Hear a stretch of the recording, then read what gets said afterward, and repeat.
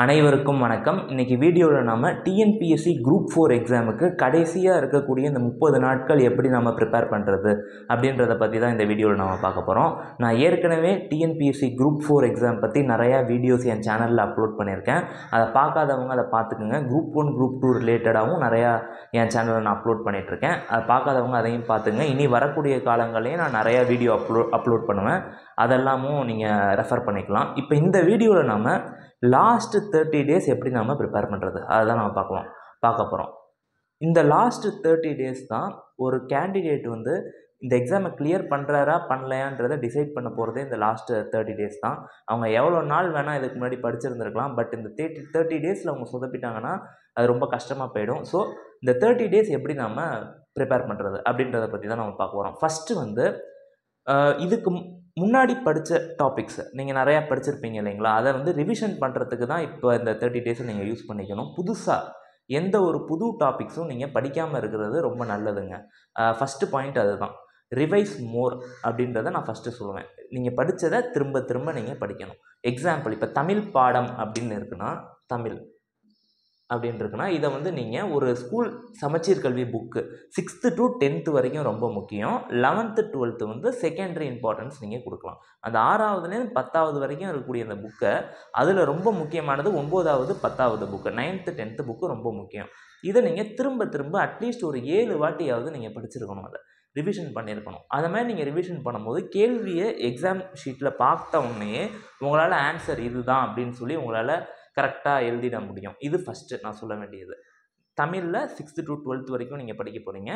தென் இது வந்து புதிய புத்தகம் சொல்லிகிட்ருக்கேன். பழைய புத்தகமும் நீங்கள் சிலபஸில் என்ன இருக்கோ அதை மட்டும் நீங்கள் பார்க்குற மாதிரி ஜஸ்ட் ஒரு கோத்ரூ பண்ணுற மாதிரி இருக்கும். ஏன்னா பழைய புக்குலேருந்தும் ஒரு சில கணிசமான கொஷின்ஸ் வந்து வந்துட்டு தான் இருக்குது. அதுவும் சிலபஸ் பேஸ் பண்ணி நீங்கள் படிக்கிற மாதிரி இருக்குங்க. பட் புது புக்கு அட்டை டு அட்டை நீங்கள் படிச்சிருப்பீங்க.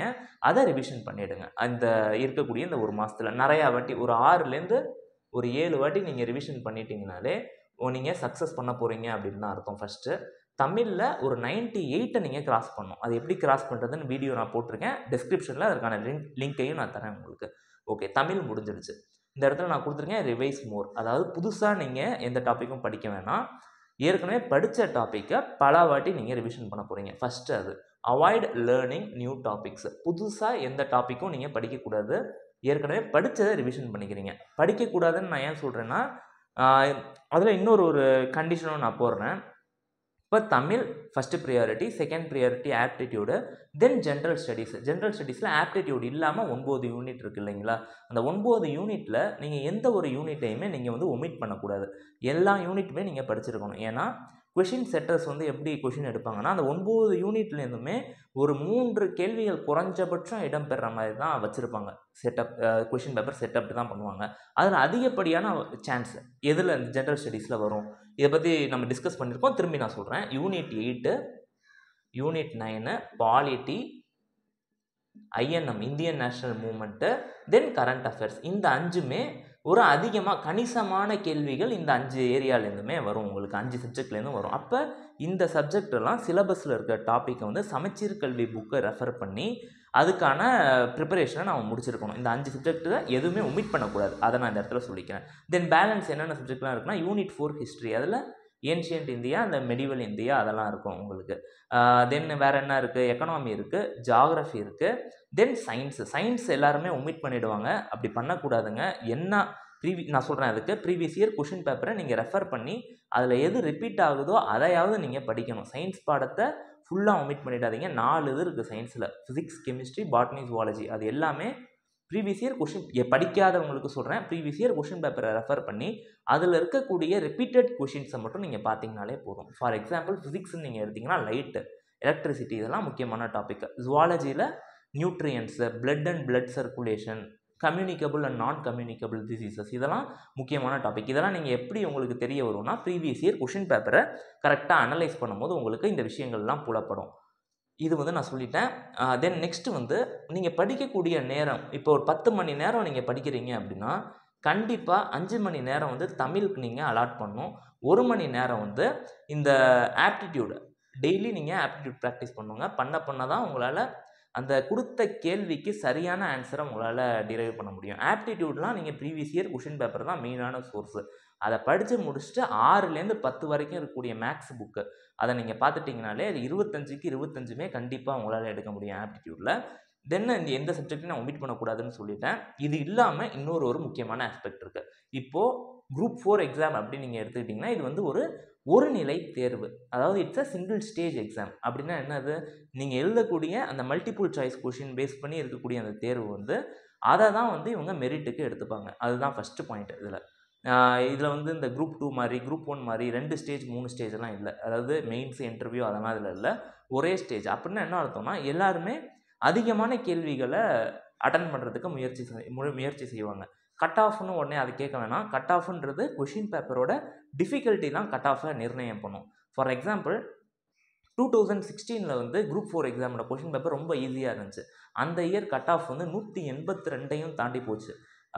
தென் 2018 கொஷின் டஃப்பாக இருந்துச்சு. அந்த வருஷம் கட் ஆஃப் 160 முடிஞ்சிருச்சு. இந்த மாதிரி வந்து இயர் ஆன் இயர் வந்து கொஷின் பேப்பரோட difficulty, number of candidates attending, இதெல்லாம் தான் ஃபேக்டர்ஸ். உங்களோட கட் ஆஃப் நிர்ணயம் பண்ணக்கூடிய ஃபேக்டர்ஸ் இதான். கட் ஆஃப் எப்போ நமக்கு தெரிய வரும் அப்படின்னா நீங்கள் எக்ஸாம் எழுதி முடிச்சுட்டு வரீங்க பார்த்தீங்களா, அப்போ தான் நம்ம கட் ஆஃப் இந்த ரேஞ்சில் இருக்கும் அப்படின்னு தான் நம்மளால் சொல்ல முடியும். துல்லியமாக நம்மளால் சொல்ல முடியாது. இதுதான் கட் ஆஃப் பற்றின ஒரு அனாலிசிஸ் இது. தென் இந்த மாதிரி ஒரு சிங்கிள் ஸ்டேஜ் எக்ஸாம், அதாவது மல்டிபிள் சாய்ஸ் கொஷின்ஸை நம்ம சால்வ் பண்ணுறது வந்து ஒரு ஸ்கில். அதுதான் இந்த இடத்துல MCQ ஹேண்ட்லிங் ஸ்கில்ஸ் அப்படின்னு சொல்லி கொடுத்துருக்கேன். இந்த மல்டிபிள் சாய்ஸ் கொஷினை நீங்கள் எப்படி ஹேண்டில் பண்ண போகிறீங்க அப்படின்றது தான். இது வந்து எப்படி நீங்கள் வளர்த்துக்கலாம் அப்படின்னா, ஒரு நாளைக்கு டெய்லி ஒரு 50 கொஷினை நீங்கள் ப்ராக்டிஸ் பண்ணுங்க. ஒரு நாளைக்கு ஒரு 50 கொஷினை நீங்கள் ப்ராக்டிஸ் பண்ணணும். அப்படின்னா 30 நாள் இருக்குது இல்லைங்களா, இன்னும் உங்களுக்கு எக்ஸாமுக்கு தாராளமாக 30 நாள் இருக்குது. ஸோ 50 × 30 எவ்வளோ வருது, 1800 கொஷின்ஸ் வந்து நீங்கள் ப்ராக்டிஸ் பண்ணியிருப்பீங்க. இது இல்லாமல் previous year question paper analysis, then நீங்கள் எடுக்கக்கூடிய டெஸ்ட்டு, லாஸ்ட்டாக எக்ஸாம் எழுதுறதுக்கு ஒரு வாரத்துக்கு முன்னாடி வந்து 2 வாரத்துக்கு முன்னாடி மாக் டெஸ்ட், ஒரு 3 மாக் டெஸ்ட் எடுத்துக்கோங்க. Time management during the exam வந்து ரொம்ப முக்கியம். இந்த 3 மணி நேரத்தை எப்படி நீங்கள் ஹேண்டில் பண்ண போகிறீங்க எஃபிஷியண்ட்டாக அப்படின்றதுல தான் உங்களோட சக்ஸஸே இருக்குது. நான் வந்து நீங்கள் எக்ஸாம் எழுதுறதுக்கு ஒரு வாரத்துக்கு முன்னாடி அந்த 3 மணி நேரத்தை எப்படி நீங்கள் ஹேண்டில் பண்ணலாம் அப்படின்றதுக்கான ஒரு வீடியோ நான் போடுவேன். அந்த வீடியோவும் நீங்கள் ரெஃபர் பண்ணிக்கலாம். நெக்ஸ்ட் லெக்சர்ஸில் ஆப்டிடியூடை 7 கிளாஸில் நான் கவர் பண்ணுவேன். அதில் இருக்கக்கூடிய இந்த ஆப்டிடியூட் டாபிக்ஸ் எல்லாத்தையும். இப்போது இந்த மல்டிபிள் சாய்ஸ் ஹேண்ட்லிங் ஸ்கில்ஸ் இதுக்கு நம்ம வரலாம். இதில் ஒரு முக்கியமான ஒரு பார்ட் வந்து எலிமினேஷன் ஸ்ட்ராட்டஜி. எப்படி ஒரு 4 ஆப்ஷன் இருக்குது, அந்த 4 ஆப்ஷனில் தவறான ஆப்ஷனை எலிமினேட் பண்ணிட்டு எப்படி ஒரு சரியான ஆப்ஷனை நம்ம சூஸ் பண்ணுறது அப்படின்றது தான் எலிமினேஷன் ஸ்ட்ராட்டஜி. இது வந்து நிறையா MCQ கொஷின்ஸை நீங்கள் ஹேண்டில் பண்ண சால்வ் பண்ண உங்களுக்கு இந்த ஸ்கில்ஸ் வந்து உங்களை அறியாமே இது வந்து நீங்கள் வளர்த்துப்பீங்க. தென் இப்போ வந்து ஒரு கொஷின் இருக்குது, அந்த கொஷினுக்கு 4 ஆப்ஷன் இருக்குது, அதில் இந்த ஆப்ஷன் வராது எனக்கு அப்படின்னு தெரிஞ்சு நான் எலிமினேட் பண்ணிட்டே வந்துட்டு சரியான ஆப்ஷனை நான் தேர்ந்தெடுப்பேன். அதுதான் இந்த கோல்கொறி வகை தேர்வுகள் எல்லாத்துக்கும் உங்களுக்கு ஹெல்ப்ஃபுல்லாக இருக்கும். அது மல்டிபிள் சாய்ஸ் பேஸ் பண்ணி வரக்கூடிய கொஷின் எல்லாத்துக்கும் இதுதான் உங்களுக்கு இந்த மெத்தட் வந்து ரொம்ப ஹெல்ப்ஃபுல்லாக இருக்கும். இதை எப்படி நீங்கள் வளர்த்துக்கிறது, இந்த மல்டிபிள் சாய்ஸ் கொஷின் ஹேண்ட்லிங் ஸ்கில்லை எப்படி நீங்கள் வளர்த்துக்கிறது அப்படின்றத நான் சொல்லித்தரேன். ப்ரீவியஸ் இயர் கொஷின் பேப்பரை நீங்கள் எடுங்க. எந்த வருஷத்துலேருந்து எடுக்கலாம் அப்படின்னா 2017 அதுலேருந்து இன்னைய வரைக்கும் 2024 வரைக்கும், இன்னைக்கு வரைக்கும் நடந்த அந்த எக்ஸாம்ஸ், மே மந்த் வரைக்கும் நடந்திருக்கக்கூடிய எக்ஸாமோட கொஷின் பேப்பர் எல்லாத்தையும் நீங்கள் கலெக்ட் பண்ணுங்கள். கலெக்ட் பண்ணி இப்போ ஆப்டிடியூடில் எப்படி கொஷின் கேட்குறாங்க அதை ஒவ்வொரு வருஷத்துக்குமான கொஷினை கலெக்ட் பண்ணி நீங்கள் சால்வ் பண்ணும்போது உங்களுக்கு ஆப்டிடியூடில் அதுதான் மெட்டீரியலே. ஆப்டிடியூட் பொறுத்த வரைக்கும் ப்ரீவியஸ் இயர் கொஷின் பேப்பர் தான் ஒரு முக்கியமான ஒரு மெட்டீரியல். அதை நீங்கள் பார்த்துட்டீங்க அப்படின்னாலே 25 out of 25 தாராளமாக உங்களால் எடுக்க முடியும். அது இல்லாமல் ஸ்கூல் புக்ஸ் நீங்கள் பார்த்துட்டிங்கன்னா உங்கள் ப்ரிப்பரேஷன் வந்து ஹோலிஸ்டிக்காக முடிஞ்சிருச்சாங்க. ஆப்டிடியூட் பொறுத்த வரைக்கும் நீங்கள் யூனிட் 8 வந்து 2019 அந்த பேப்பரை வந்து இன்ட்ரடியூஸ் பண்ணாங்க. யூனிட் 8 அண்ட் யூனிட் 9 அதில் கேள்விகள் எப்படி இடம்பெற்றிருக்கு, திருக்குறளில் எப்படி கேள்வி கேட்குறாங்க, ஆர்கியாலஜிக்கல் சோர்சஸ் அதில் எப்படி கேள்வி கேட்குறாங்க, லிட்ரேச்சர் ஹிஸ்ட்ரி, அதாவது தமிழ் உங்கள் சிலபஸ் எப்படி கொடுத்துருப்பாங்கன்னா தமிழ் இலக்கிய வரலாறு சங்க காலம் முதல் இக்காலம் வரை, சங்கம் ஏஜ்லேருந்து கான்டெம்பரரி ஏஜ் இன்னைக்கு வரைக்கும் இருக்கக்கூடிய அந்த டீட்டெயில்ஸ்லாம் நீங்கள் படிச்சிருக்கணும். அப்போ தான் உங்களால் அது ரிலேட்டடாக இருக்கக்கூடிய கேள்விகளை உங்களால் சால்வ் பண்ண முடியும். இதெல்லாம் தமிழ் புக்லேயே உங்களுக்கு நிறையா கவர் ஆகிடுச்சுங்க. அதுதான் அந்த யூனிட் 8 வந்து இருக்கக்கூடிய ஒரு மேஜர் ஏரியா. ஃபஸ்ட்டு வந்து என்னதுன்னா ஆர்கியாலஜிக்கல் ரிலேட்டட் சோர்ஸு, செகண்ட் வந்து திருக்குறள், மூணாவது வந்து தமிழக வரலாறு. தமிழக வரலாறு, தமிழக விடுதலை போராட்ட வரலாறு அது சார்ந்த இருக்கக்கூடிய தகவல்கள்லாம் நீங்கள் பார்க்குற மாதிரி இருக்கும்.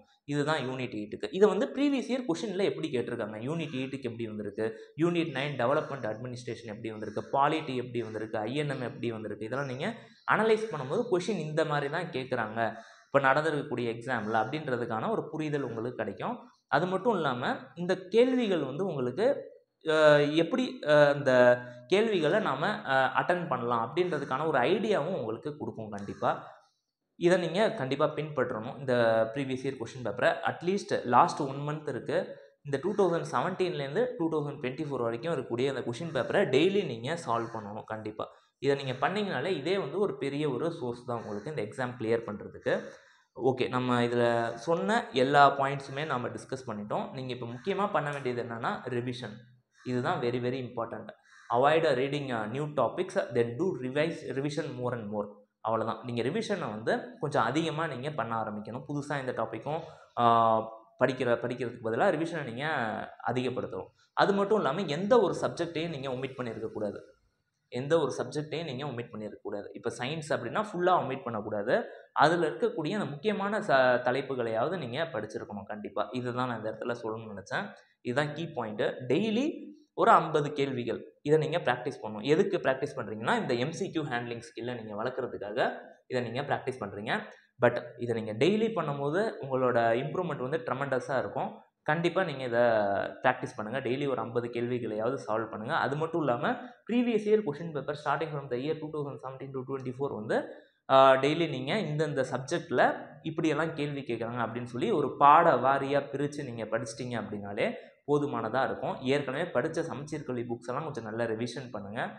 இந்த வீடியோ உங்களுக்கு பயனுள்ள வீடியோவாக இருந்திருக்கும்னு நான் நம்புகிறேன். இந்த வீடியோவில் ஏதாச்சும் சந்தேகம் இருந்துச்சுன்னா உங்களோட டவுட்ஸை கீழே கமெண்ட் செக்ஷனில் கமெண்ட் பண்ணுங்கள். அதற்கான ரிப்ளைவை நான் உடனே சென்ட் பண்ணுறேன்.